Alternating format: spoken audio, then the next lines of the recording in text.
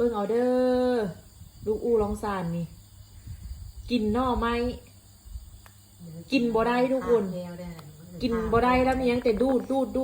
กกินบ่ได้เอามาค่ะพอจะพูดในจุกกับบ่ได้มียังแต่เอาให้อันดูดเลยสิมักขนาดประเภทผักนี่นะกินต้มผักต้มอันมักน้ำต้มมักบวบสินะต้มบวบต้มเดี๋ยวแล้วก็เอาหน่อไม้สิมาจับเลยเฮ้ย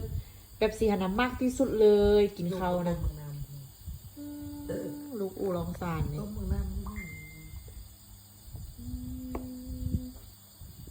แต่บ่ได้ให้กินเด้อทุกคนเด้อให้แบบอมดูๆสิแล้วก็เอาทิมนี่เจ้านี่แหละ